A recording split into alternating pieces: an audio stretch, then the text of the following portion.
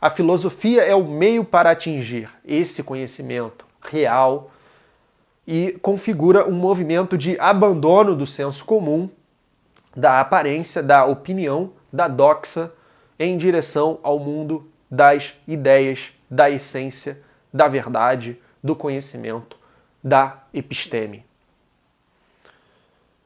Ok? Vamos tentar entender de uma maneira mais concreta algo que é extremamente vago, que é justamente a teoria das ideias de Platão. Ok.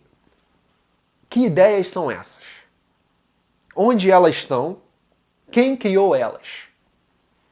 Então, de uma maneira geral e vaga, que Platão deixa pra gente também assim, a gente pode observar que essas ideias são invisíveis e incorpóreas, mas inteligíveis pela razão, não pelos sentidos. Elas não estão no mundo material. Elas estão além do mundo material e formam o mundo material. Mas elas não estão sozinhas, digamos assim. No meu entendimento de Platão, que é perfeitamente questionável, há também aquilo que ele se refere como ideia do bem,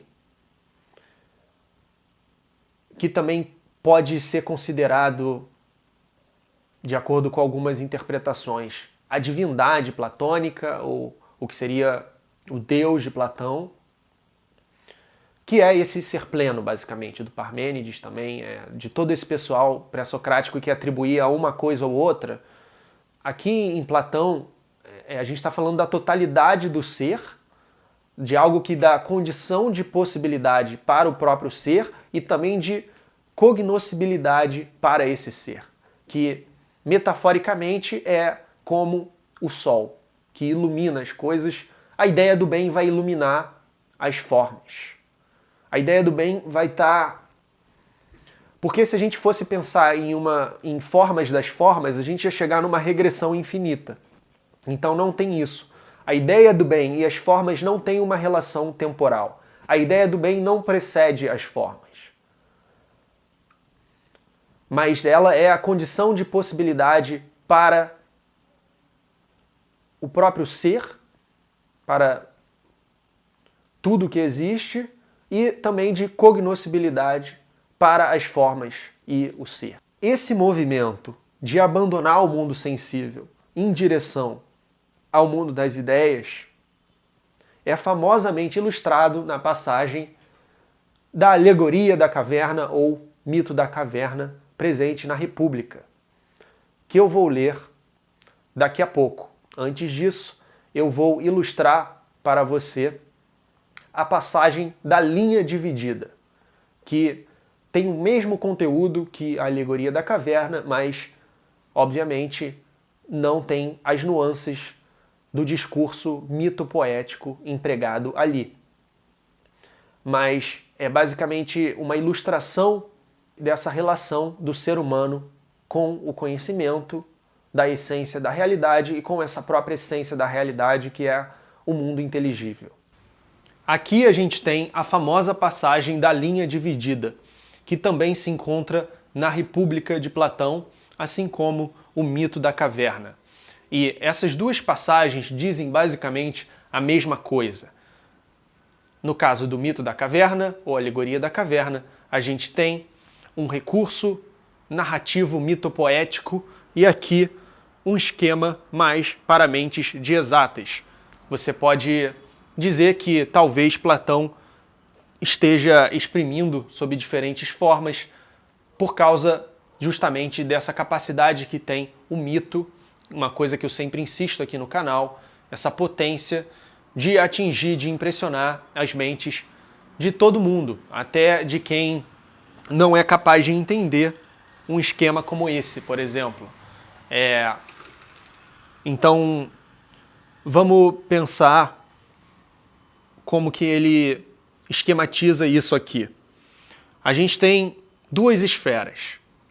No pensamento metafísico de Platão, a gente tem o mundo inteligível e o mundo sensível. Podemos pensar em essência, em aparência. O mundo inteligível é o mundo das ideias e das formas eternas. O mundo sensível é o mundo material, concreto, das aparências, empírico. E a nossa relação de conhecimento com essas duas diferentes esferas da realidade, ela pode se dar em 4 diferentes níveis.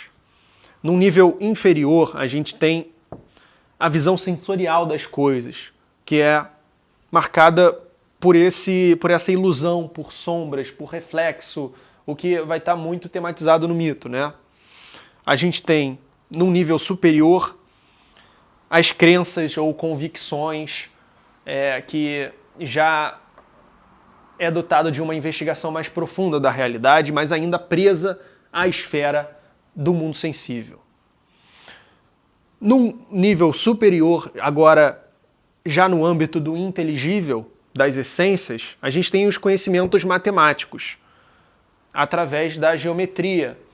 É importante lembrar que Platão tinha geometria em muita alta conta. Ele escreveu no pórtico da academia: não entra aqui quem não estudou geometria, alguma coisa assim. E Pitágoras teve uma influência muito forte sobre ele, como eu falei. Eu tenho aqui um vídeo só sobre Pitágoras, você pode conferir nos cards. Mas o conhecimento matemático ele ainda está preso ao mundo sensível, porque as formas estão na natureza também. Então, ele ainda de alguma forma está ligado a essa esfera. A forma mais superior de conhecimento, que é através da dialética, da intuição intelectual, é para o Platão o alvo da filosofia. É a forma mais elevada de saber possível para o humano. E se dá justamente através do uso da razão, da intuição intelectual, da dialética socrática, e assim a gente tem contato com as ideias ou formas que vão além das formas matemáticas, mas a essência de tudo, basicamente. Nos livros 6 e 7 da República, a gente encontra essas 3 diferentes passagens que ilustram a teoria das ideias de Platão. Uma delas foi essa que a gente acabou de ver, a passagem da linha dividida. Tem também a do Sol e tem essa do mito ou da alegoria da caverna, que é a mais famosa de todas, provavelmente.